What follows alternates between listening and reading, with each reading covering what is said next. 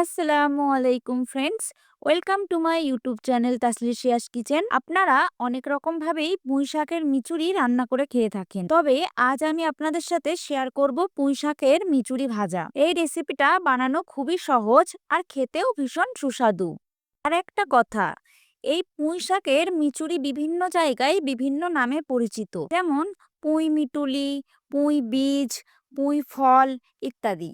তবে আমাদের এখানে আমরা একে পুঁই মিচুরি বলেই চিনি।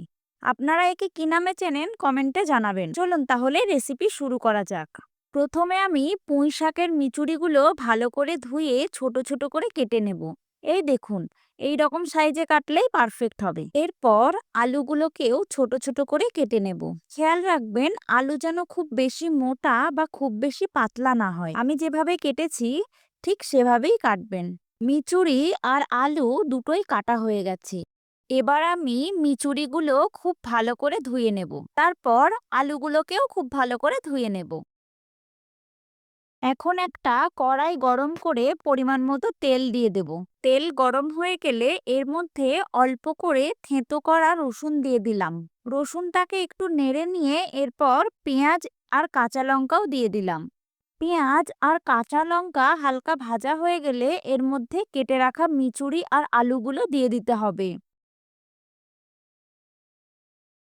এবার সবকিছু খুব ভালো করে নেড়ে নিতে হবে।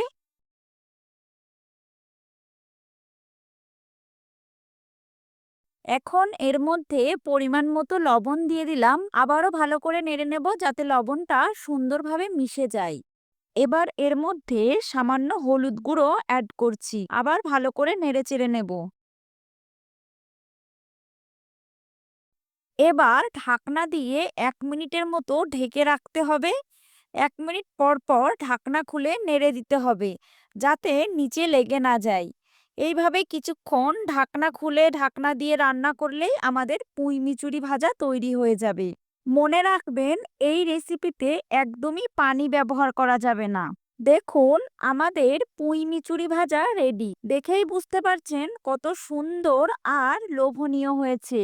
আপনারা অবশ্যই এই শীতে বাড়িতে রেসিপিটা ট্রাই করবেন। গরম ভাতের সাথে খেতে দারুণ লাগে।